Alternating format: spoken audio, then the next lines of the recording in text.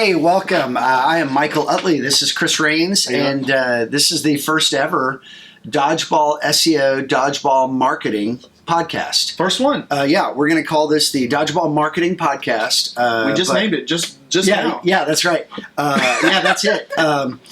We're sort of it's like that scene in Footloose where somebody's going down the road and he's standing on two cars.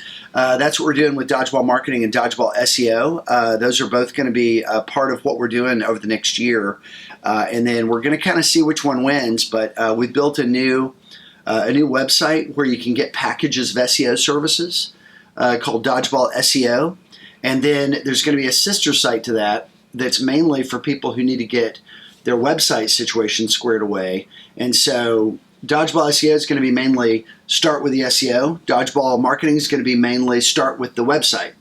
But they're both going to have the same back end, the same learning resources center. And when we started thinking about the webinar for this, or the podcast for this, we said, let's just do one. It's going to apply to both. So awesome. Yeah. And Chris, thanks for being a part of this. You and I did the Search Primer podcast over the last we're year. Podcast vets. Yeah, so that's been a real success. This is the first time we've switched over to adding a video format for our SEO podcast. Yep. So so this one's going to replace.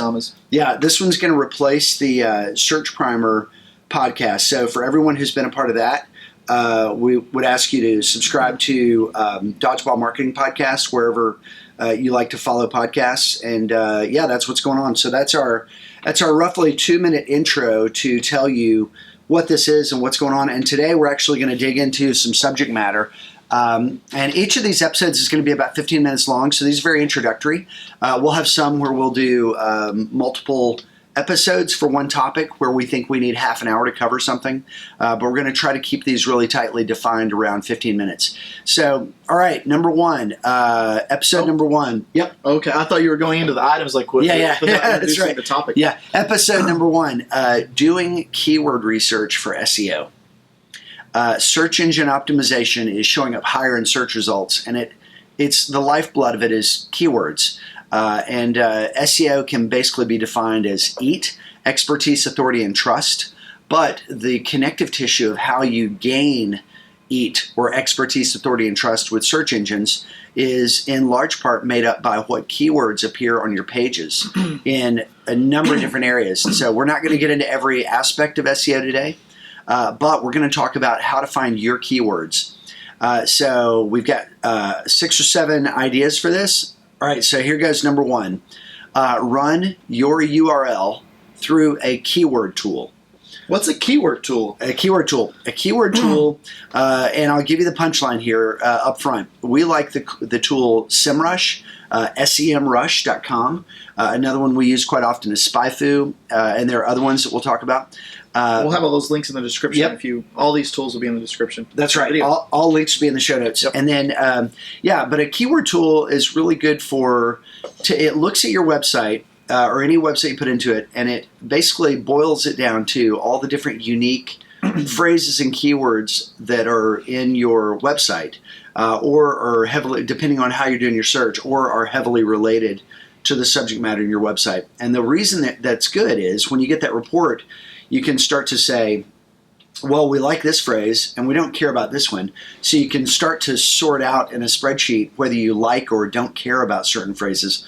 Also, it gives you the monthly US search volume for that phrase. And so this helps you know which phrases the market is using to articulate what it's looking for. So this helps you start to develop an opinion about which keywords are more valuable and which ones you want to rank for. So number one on doing keyword research for SEO is run your URL through a keyword tool. We really like SEMrush. It's not free. If you're a customer of Dodgeball SEO or Dodgeball Marketing, this is something we would do for you. So you don't need to pay for that if you're signing up for Dodgeball SEO or Dodgeball Marketing stuff. But if you're just kind of watching this and wanting to get educated on it, SEMrush is one that we really like. So that's point number one. Awesome. Second keyword research tool is Google Suggest. If you use Google, I'm sure you've seen if you type something into the search bar, you get the little your search, and then you get the little list of searches that have bolded items that appear after your search. So that's one part of Google Suggests. It's Google taking all the information that's out there, what people are searching, and giving you suggestions like how you might want to complete your search query in the bar. So that's a really great idea to give you keywords that you haven't thought about yet. So for example, I just now searched for lifeguard training. So the top search is a paid advertisement for American lifeguardusa.com. But if you scroll all the way down to the bottom, you see this section called searches related to lifeguard training. So check this out. So if we're running SEO for a lifeguard training company, we would go, oh, lifeguard training YMCA. Maybe we won't show up for that, we're not YMCA, but lifeguard training near me. Okay, that's great. That's a really high intent search. Lifeguard training requirements. Okay, cool. That's a different kind of search. You could do a blog post on that, right? You could do to show up for that. Lifeguard training test. That's a really good one too. Yeah, I would even say think of these related searches as potential titles for blog posts. Exactly. Yeah. So these are things that people are searching for. And let's go up here and do the trick here of just typing in lifeguard training. And some of these are the same ones. Beach lifeguard training here. Oh yeah, just clicking into the search bar and seeing what suggestions you get. Yeah, just the autofill. So this is good for that initial stage of keyword research where you're just throwing stuff into a pile and you can organize it later and figure out what pieces are content or whatever. But this is a great way to just give you things that are connected to the thing that you're targeting. And that you might not have thought of otherwise. And you can take these terms and run them through SEMrush. Exactly. So it's like this spider volume. The volume and the related terms. Exactly. It's like the splintering thing. Like you enter these in, you'll get more and you'll get more. So you just kind of go down whatever rabbit hole you want. So Google Suggests, number 2. That's great. Number 3, run your competitors through a keyword tool.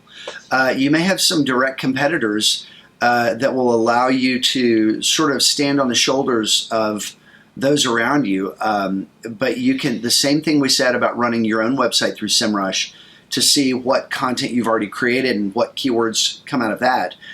You can do this with your competitor sites. So you should always know your 5 to 10 top and most direct competitors, and there are a number of different ways you can use that list of competitors over the course of doing online marketing.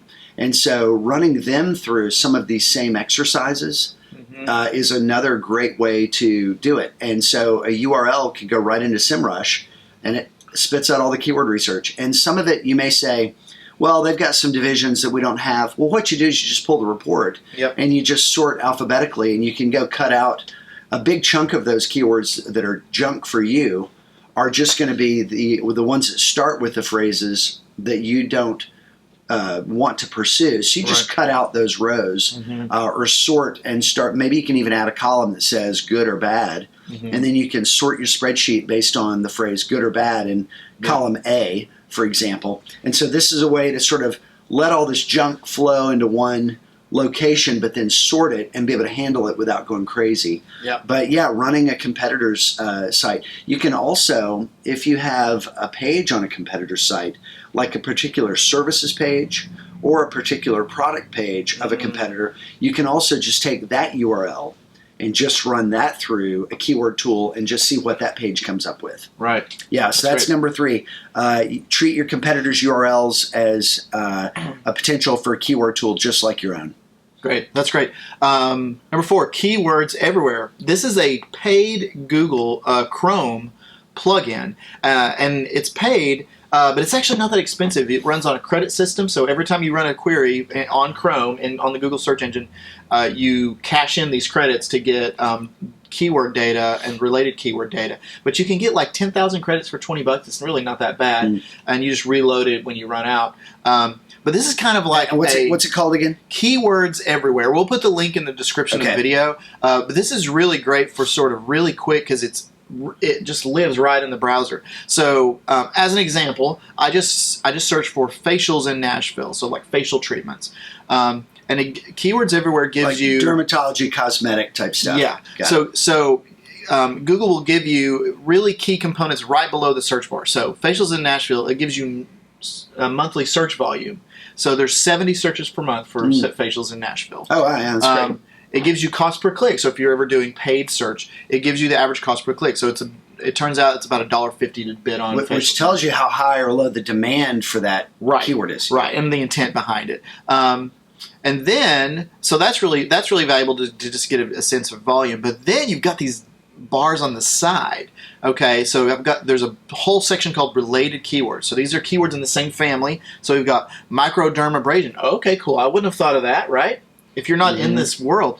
Nashville Skin Company, that's a brand search, I guess. Spy Hoss. So some of these are competitors. And this is telling us what the market is using to search. Exactly. Not what people like us are thinking about. Right. And assuming people are searching for. This is coming the other direction. If you're a female, for instance. This is the market telling us. Exactly. If you're a female, for instance, and you're really into this world and you know about, you might search for Hydrofacial Nashville. But if you're just a dude trying to buy a gift, you might search for something really stupid. Exactly. And not know. Exactly. But we still want to show up for that guy. Exactly. For those searches, right? So you get this whole related keyword search, and then you get this other section called people also search for. So this is kind of going even more broadly, like not even related to the facial treatment, but just like categories of things. So things like walk-in massage Nashville. Okay, so it's not a facial, but it's kind of related to spa treatments. Day spa Nashville. Yeah, it's one I never would have thought of. Yeah, so this is a way to get, if you're a spa business, a meta spa or just a regular spa, and you want to figure out what you need to show up for. This is a great way to go like, oh yeah, I didn't think about, showing up for day spa or Thermage Nashville. Like some of these is just a really great way to get a big net. Cool. And it lives right in the browser. So you don't have to, it's in a lot of ways it's a lot easier than some of the more high-end paid tools. You don't have to log in, you can just get it really quick, and you can export a CSV of it. So a really great tool. Keywords everywhere. Yeah, that's awesome. Next up, use the AdWords keyword tool. We like SEMrush, but Google has its own AdWords tool. And I should add here, you don't have to pay for any clicks to use you can sign up for an AdWords account. That's right. And you don't have to start running ads. You can just use the research tool. That's right. You're going to have to go through a little bit like you're going to buy. Right. But you don't actually have to activate any You don't have to turn on any campaigns. You don't have to build any. It used to be more wide open. You used to be able to just pop in. You got to have an account. And now you've got to go through the account setup process. So they've closed that.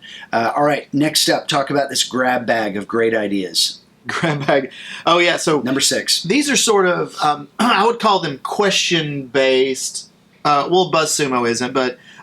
and questions have gotten to be a big deal because of voice-activated search. Exactly. Echo, Siri, Alexa. These things have created longer search phrases. Right. And a lot of Q&A format. Exactly. So you're asking Alexa things, you're asking Siri things. So 2 big question engines are Quora and also Answer the Public. So these are sites that you can go to and type in a keyword, and it'll show you questions that people have around that topic.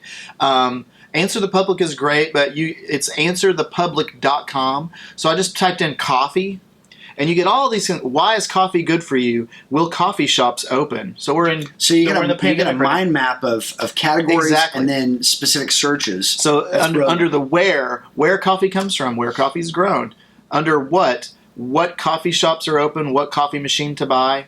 All these are really great if you're in the coffee niche, and it's things that you wouldn't have thought about before. So questions. And of course, Quora is itself a question and answer engine. People go to Quora to ask their user-based questions, and then people respond. And that's a good place to build inbound links if you want to go answer some questions. Oh, for sure. We could do a whole episode on how to use Quora. And you've got a couple more. What else do you have in this topic? There are a couple of other question engines. Reddit, of course, is a really popular online kind of message forum where people post topics. Think of it as like a turbocharged forum, right? If you've known Reddit, it's a really great way to go in, type in your keywords, see what conversations people are having around it. Cool. Same thing with BuzzSumo is the other tool. BuzzSumo is a tool that you can type in any topic, and it shows you social shares and conversations. So things like Twitter conversations, Facebook shares, Facebook conversations will pop up on BuzzSumo. It's a really great way to get an idea for what other people think about it, what topics are popular and being shared. Awesome. Okay, last one, and we're gonna wrap up with this. See who's showing up for your top keywords, and then run them through the keyword tool. So if they're not a direct competitor, they may be a competitor who's a regional player, but in a different market. And you can find some really great websites just by seeing who shows up nationally for some of these searches and run them through the keyword tool. All right, that's it. That's episode 1, doing keyword research for SEO. We'll see you on the next one.